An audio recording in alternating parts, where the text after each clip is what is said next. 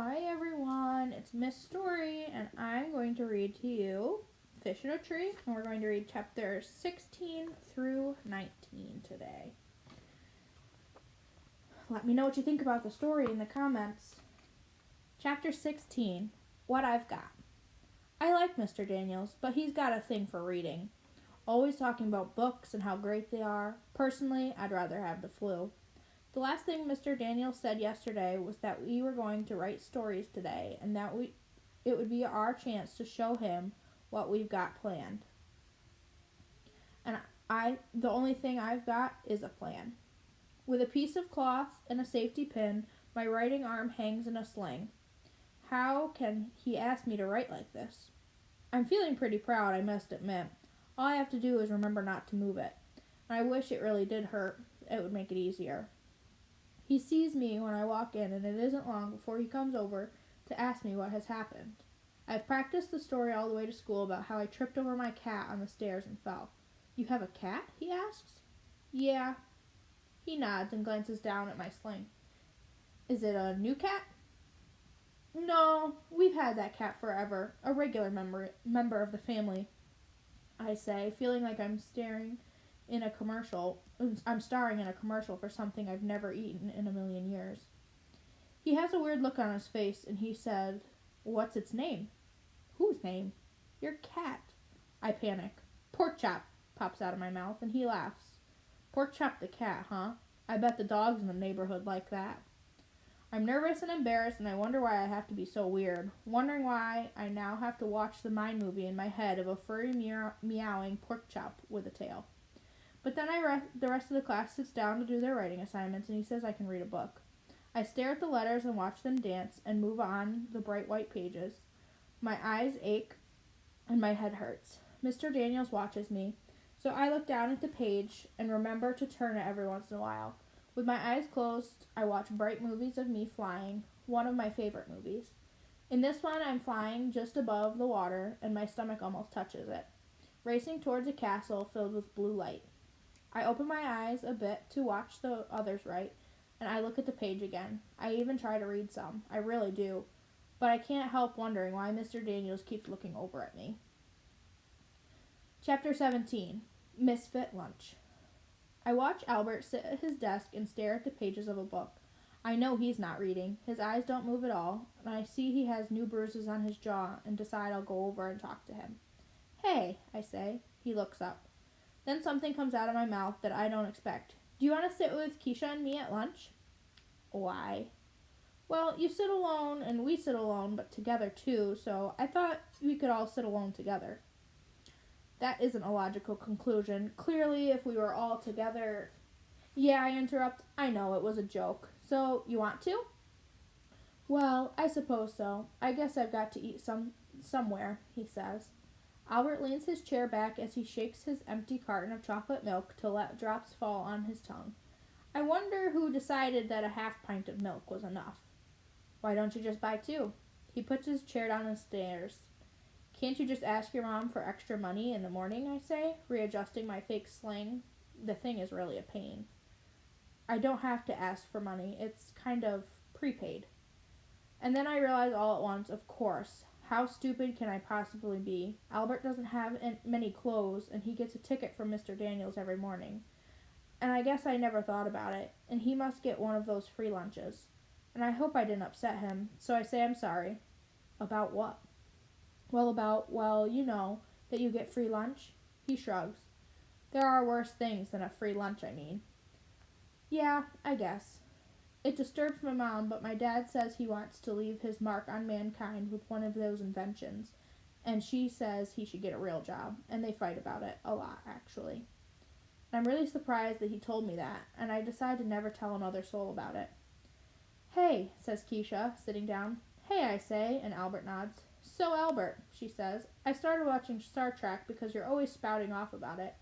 The special effects are not that special. Kind of pathetic, actually. Like a first-grade puppet show. Albert looks horrified. Keisha laughs as she unwraps her sandwich. Yeah, I knew that would get ya. Shay's voice arrives before she does. Look, Jessica, she says as they walk by. It's the island of misfit toys. Yeah, Jessica says, it's like a six-legged freak. Shay laughs and Jessica looks proud of herself. Those girls are like walking pricker bushes, Keisha says, taking a bite of her sandwich. Don't let them bother you. They don't bother me, Albert says. It doesn't bother you at all that she calls us misfit toys? I ask. It doesn't bother me, Keisha says. That girl can flap her gums about me until the sun rises and sets again. I don't really care. I wish I didn't care, and I wish I wasn't so jealous of Shay and all that she has. Albert is wide-eyed, but why are the toys all misfits? Square wheels on a train can easily be fixed, although Albert has his most serious tone turned up to high. And what's wrong with the doll, anyway? Why is it misfit? It seems to adhere to standards of a typical doll. Wow, he is in full professor mode. The Charlie in a box, he continues, is just like a Jack in a box in every way but the name. And something is not a misfit simply because it has a different name. Well, that isn't true, I blurt out. He looks shocked, and I suppose he isn't used to being corrected. He holds up his milk carton. I suppose I say this is orange juice. Doesn't change what's inside.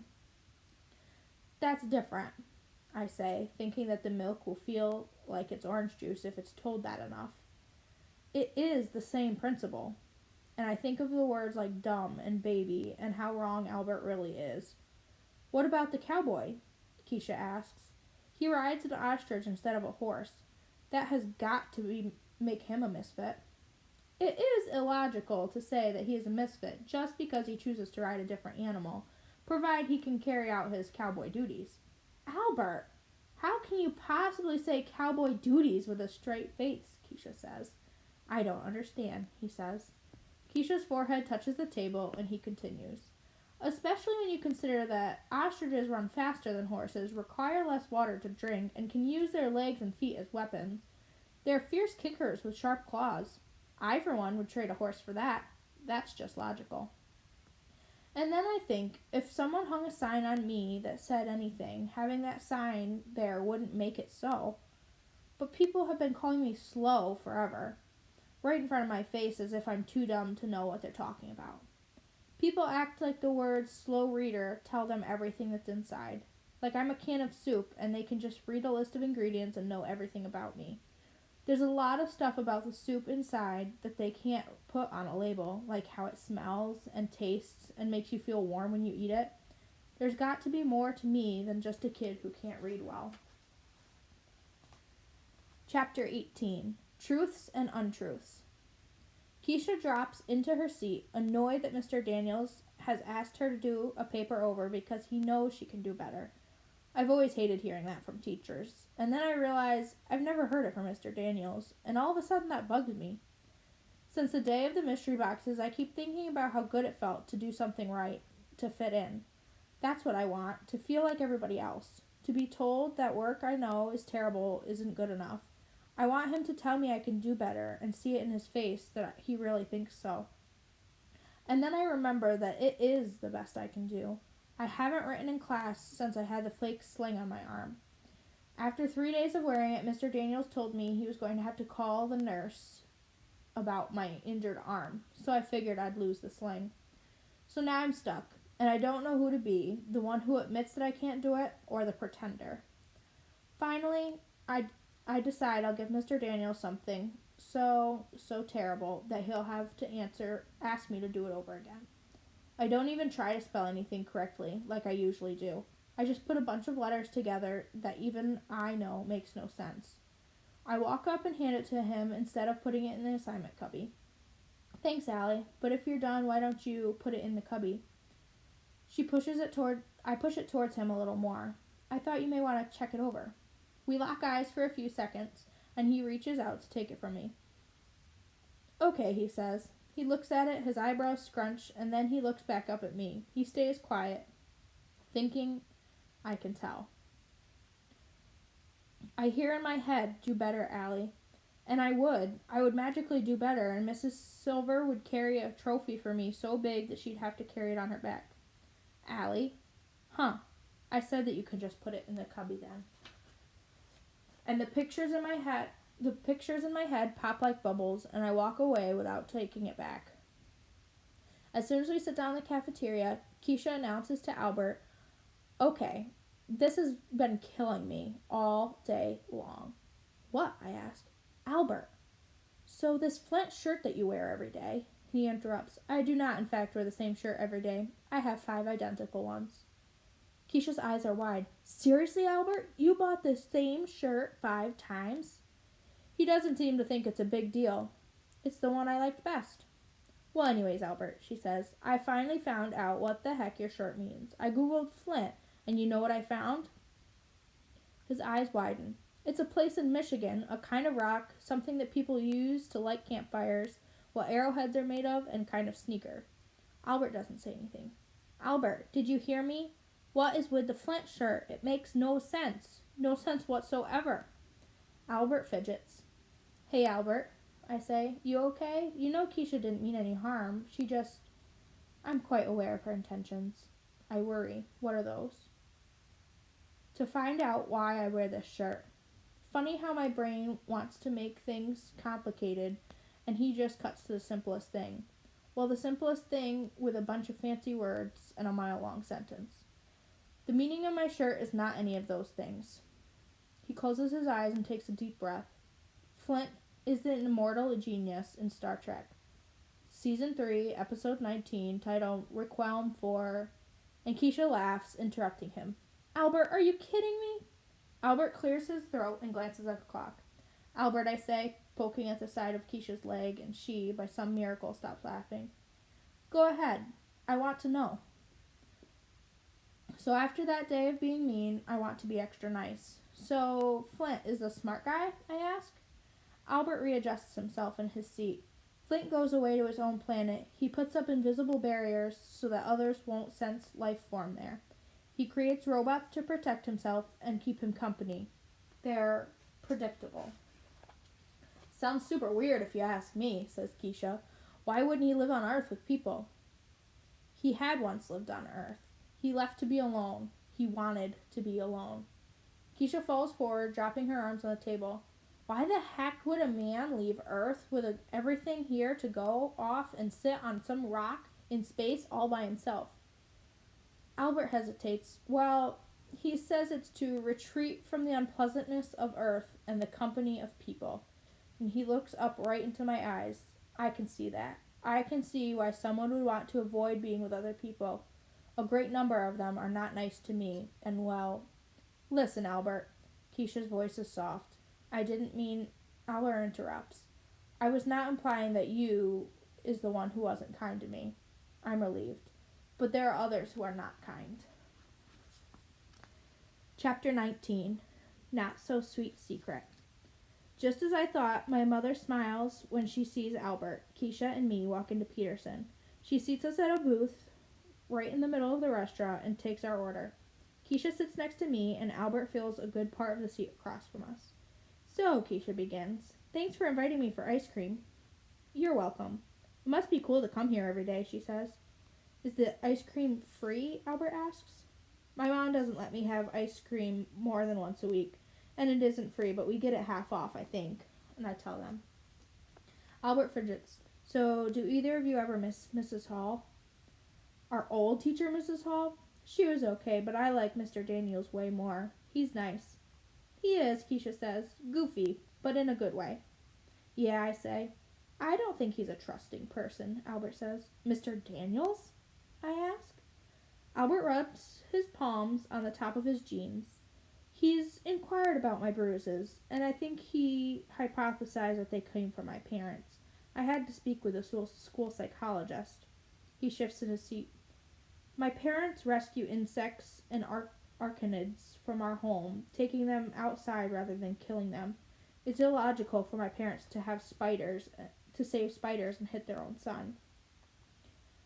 I look over at Keisha, hoping she knows what to say, but she doesn't. I take a deep breath. "Well, Albert, I even wondered where all those bruises come from." His voice is quiet, like a boy, not the robot version of one. "There's a group of boys. I meet them many days after school." "You meet them?" Keisha asks. "Well, no," he says. "They actually meet me." I'm sorry, he says. I nod once and then stare at the floor. Can't you tell anyone, I ask? Albert shrugs. Well, do you at least hit them back? Keisha asks. I don't believe in violence, and anyway, it seems to me that the big kids would get the blame for the fight. No one's going to think a big kid like me didn't start it, so they would assume I gave the punches and didn't receive them. He stares at his vanilla ice cream and then looks up, maybe a little happier. This reminds me of an ice cream at Ellis Island. You have a skull full of brains, but again, Albert, no sense, Keisha says.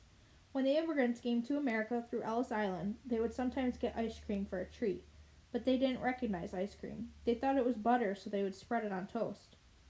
We laugh. I think this is like that. Those boys just think I'm a fighter, so they, well, fight me. No, Albert, Keisha says. They think you won't fight. They think you'll just continue being their punching bag, and that's why they fight you. Albert, this is no joke, Keisha says. They leave nasty marks on you. Don't your parents get mad? My mother would hunt down whoever did that to me. My father's busy with his inventions, and my mother has other things to worry about. You should ask them for help, I say. I think Keisha's right. He shrugs. I don't want help. I should be able to solve this. Albert, Keisha says, her dark eyes wide and angry. You can solve this. Just don't let the boys pound on you. You said you're bigger than they are. Yes, I call them the fire ants, a group of small beings that can become so overwhelming. And I laugh, but I'm sad inside. No, seriously, Albert, Keisha is downright mad now. Teach them a lesson. Hit them back. I don't think it's within my nature to hit someone, and I will not meet violence with violence. I won't stoop to their level. Stoop to their level, I ask? If I act like them, I'm no better than them, he says. Well, I say, this is just like trying to give Jell-O a spine, Keisha says. Albert squints, which makes me wonder if he actually is mad. Some of the most lethal creatures on Earth are invertebrates. Don't throw science at me, Keisha says. All I know is that you need to stick up for yourself, and if you just let them do it, that's telling them that it's okay. Albert stays quiet. Keisha's voice is no longer soft. I just don't get it, Albert. What in the world would it take for you to fight back? Albert looks upset. I know Keisha's trying to help him, but I think it's like throwing him an anchor for a life jacket. So, Albert, you've always liked science, I ask, trying to get into another conversation. But Keisha gasps and looks at the ceiling, frustrated with Albert. Yes, Albert says. But Allie, I'd like to ask you a question. Sure, go ahead. Shay is not kind to many people, but I have observed that she is the most unkind to you, and I don't understand it. Do you know why? Yeah, Keisha says. She really does seem to have it out for you. Yeah, well. Oh, is there a story? Keisha says. I would love a good story. There's no story. I won the art award last year, and she was mad about that. Oh no, there's more of a story, right? All right, now spill. Let's just say she holds grudges. Spill it. Use the word grudges, and there's got to be a really good story. Well, on my second day here last year, I brought a bag of cheese crackers at lunch. I was assigned to sit next to her, which she wasn't happy about. And I was almost done with my sandwich when she grabbed the bag of crackers from the table and ripped them open and ate them. Are you kidding? She did that? I nod. I really don't want to finish this story. She is unbelievable, Keisha says, shaking her head. Anyways, I kind of had this habit of doing things without thinking. Well, I pause. I used to do it even more than I do now. So when she took a piece of cake out of her lunchbox, I reached over and stuck my fingernails through the frosting, grabbed a hunk, and stuffed it in my mouth. Keisha hangs over the table, laughing, while Albert looks like I stuck him with a pin. You did that? He asks, wide-eyed. And then, I really don't want to tell them this. I licked the frosting off with my fingers, and I asked her, so how do you like that? I cringe when I think of Shay's face. Total surprise, followed by looking at me like I was a disease on 2 feet. And somehow, deep down inside, I knew I'd pay for that forever. But Keisha is still laughing. That is the best. More people ought to put that girl in her place. She walks all over everybody. I kind of think out loud, and she thought I was a freak. She deserved it. Just taking your food like that? Are you kidding? Well, the thing is, I say and then stop because I can't quite push out the rest.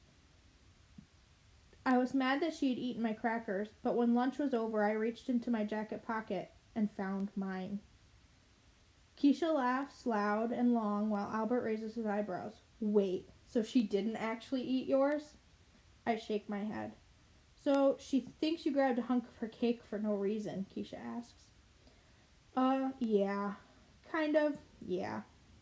Keisha's laughter gets even louder just as my mom is looking across the restaurant giving me the look. Keisha leans against me and says, okay, I admit it. That's the best story I have heard in my whole long life. Allie Nickerson, if I didn't love you already for that flower thing you pulled, I may love you for this. Okay, that is the end of chapter 19. Come back tomorrow for our next couple chapters.